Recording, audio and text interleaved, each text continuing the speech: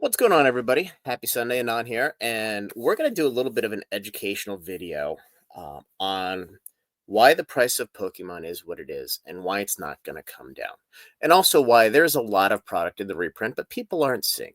So I'm going to walk through this, and we're going to start with the basics: how distribution works, and for those of you who don't know, before I get into this, within internal distribution, because I don't want to forget, this is an important point. I don't want to forget.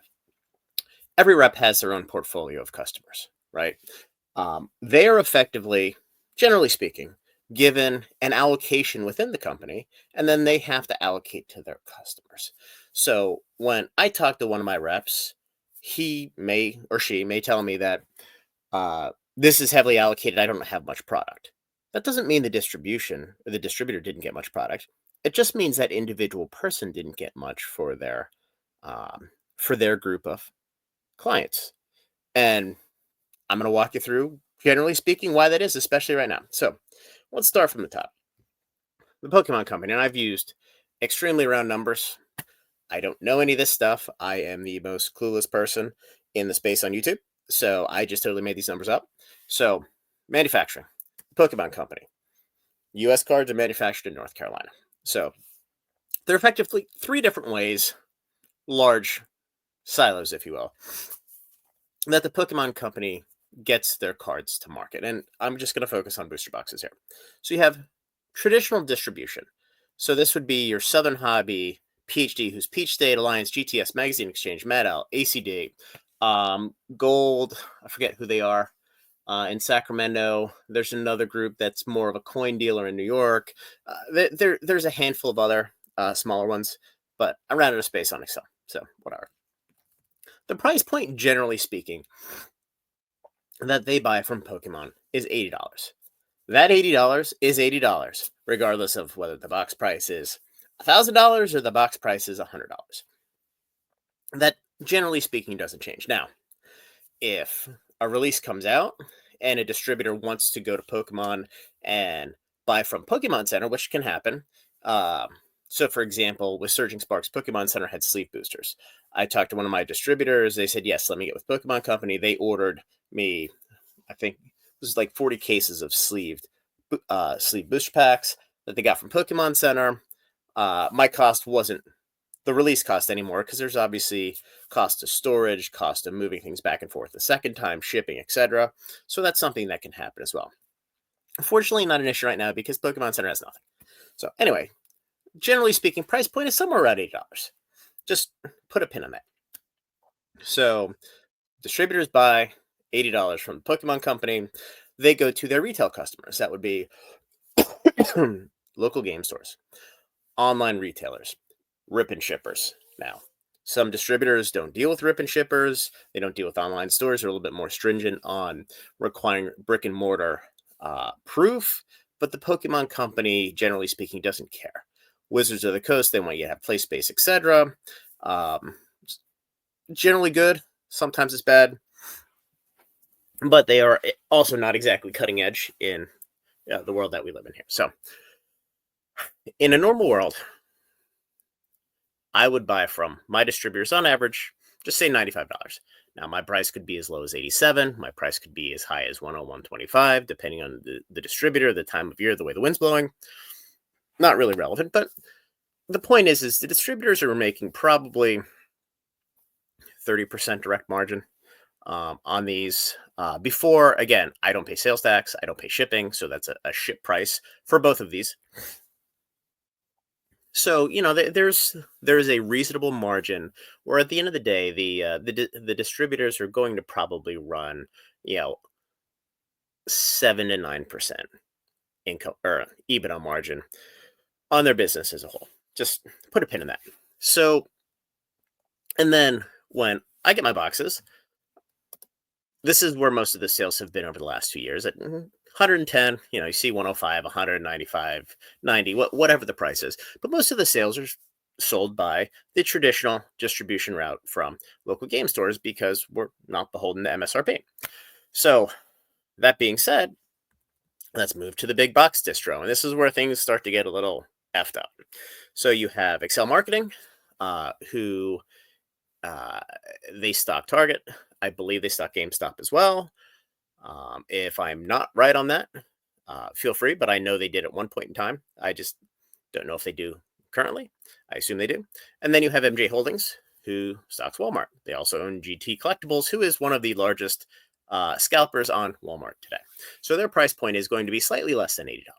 And the reason I say that is these guys are buying millions of dollars of each set. I'm sure they have a little bit of a volume discount currently above and beyond what some of the traditional distributors. Now, up until recently, these guys were effectively selling at MSRP.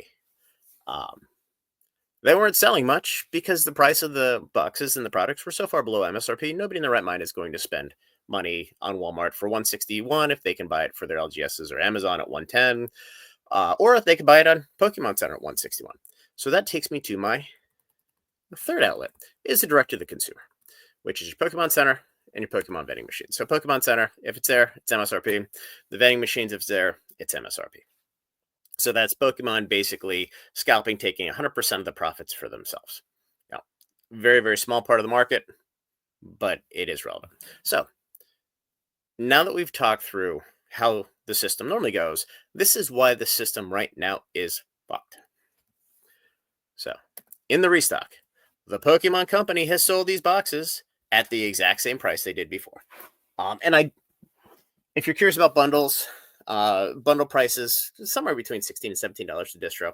In ordinary course, I believe distro probably pays between 11 and 12, just ballpark. So retail to consumers, $80. Magazine exchange paid $80 a box for these. 81, 82, 79, whatever. Big box distro, same deal. Pokemon did not mark these boxes up. And then direct to consumer, not applicable, because as of right now, there's nothing in Pokemon Center now. There's going to be some in vending machines, but the vending machines are effectively shut down right now because they are reprogramming them. So that being said, let's skip down to market value. So the market value, most of these products, just say $225. We could say $200. Doesn't matter, because in the ordinary course, the normal profit available for a distributor is $15. So $80 to $95. So I misspoke earlier. The direct margin is a little bit less, but I still think the even margin for these guys is mid to high single digits. In fact, I know it is. So there's $145 or $120 if you want to say $200 a box per box that's sitting out there. Somebody is going to grab the profit. Well, guess who? First of all, it's the big box stores, because all of a sudden, after forever of not taking their allocation, which in my view, that's why their sleeve boosters were so available, because look, they're hanger packs. They're made to put on shelves or checkout counters, and if nobody's paying $4.99 or whatever for a booster pack, why take them? That's why we could all get them on open order at even is recently surging sparks from distribution. Well, guess what? Now these guys are taking everything. They're taking all the bundles. They're taking all the ETBs. They're taking all the booster boxes because, hey, all of a sudden there's money to be made. Screw you. Give us the product. So that's $145. So going to traditional distribution, same situation. Now they have a great problem. It's $145 that they have to figure out how to divvy out. So the problem is distribution is now gatekeeping, and I know they're gatekeeping. So they can do a couple things. They can sell at the original distribution price point. None of them are doing that, not without certain consequences, if you will. So one of the distributors is offering pricing right around original, but you also have to match spend on open order products, so products that nobody wants.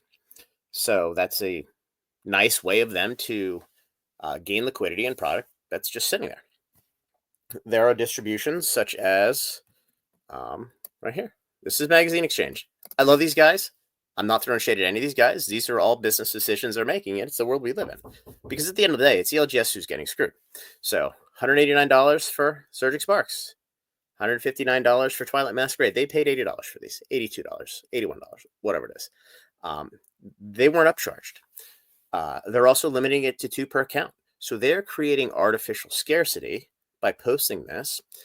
They're creating the perception that Pokemon's charging a higher price, which they're not. And they're also creating the perception that there aren't a whole lot of boxes out there. It's bullshit. It is a complete and total lie. Anybody who tells you otherwise, just they don't know anything in this industry. Um, and that will bring me to my next point. Let's look at this guy right here. Again, how does $145 get allocated? This is some dude. I cut his name off so people don't bomb him. On Facebook, pallet sale. Twilight Masquerade Searching Sparks, $50 below market price. Wholesale was a bit higher than I'm used to, but figured people may still want deals in the market. So here we go. So distribution called this guy and said, you know what? We're going to sell you pallets of these for above what we're going to sell to anybody else for because you can take it. It's off our books. We don't look like total scumbags. And you get the product. You get a deal. We make more. And we're fine. They're distributors who, they have a reputation for not marking items up. So you do a side deal like this. You do two side deals. These are all off the books, off the record. Nobody sees them.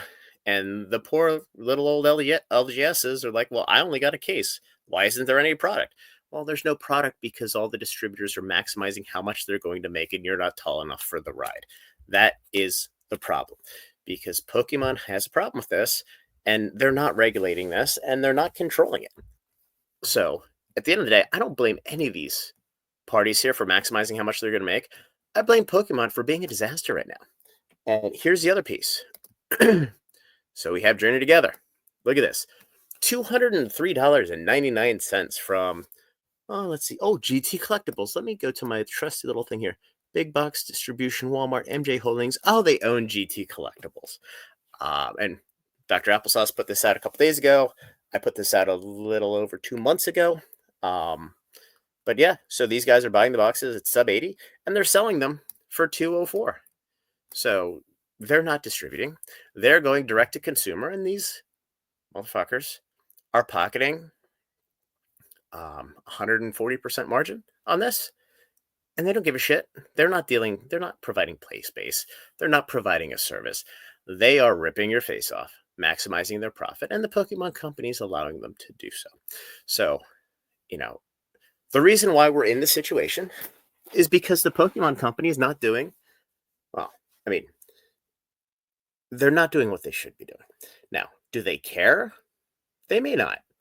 Are they going to do anything? Maybe. They printed a shit ton of boxes. As I said previously, what I saw was it is a meaningful reprint. Just because your local mini rep who deals with a bunch of 1 or 2 case allocation online stores or rip and ships doesn't know that, doesn't mean it doesn't exist. They're out there. There's a ton. Here we're seeing cases. But if you're just sitting back and you're waiting for the deal to come to you and you're not knocking on the door and making an offer to these the distributors, you're not going to get the deals. So a lot of these LGS owners are just sitting back and saying, yeah, it is what it is, whatever. There mustn't be much of a reprint. You're completely wrong. And this is why we're in the situation. It's 100% Pokemon's fault. And they're going to need to deal with this sooner rather than later. Look, if they were smart, they would have a wholesale allocation in their direct-to-consumer. That's at a discount. Or you have to use your partners, and you have to enforce the pricing on your partners. And look, if they're able to mark it up 25% based on the price of the product, they should be able to do that. You got to take the good with the bad. You can't choke on product when things are slow and not make any money when they're good. I think I shouldn't say we all understand that. I understand that. Most people are in this space. They only want MSRP when they can't buy below MSRP because they're idiots. But that being said, this is why the problem is what the problem is. There's no shortage of product. There's a ton of product out there. But everything's being gate kept because the air pocket and profit isn't going to the consumer. It's staying with the distributor. It's going to the big box store. And it is what it is. This is the capitalistic world that we live in. And this is why we're all living this problem. So, anyway, guys, like the video, subscribe, join the Discord. Apologize for a little bit of a more intellectual, um, value add video here. I think most people just like hearing brainless bullshit, but here you go. We'll talk soon.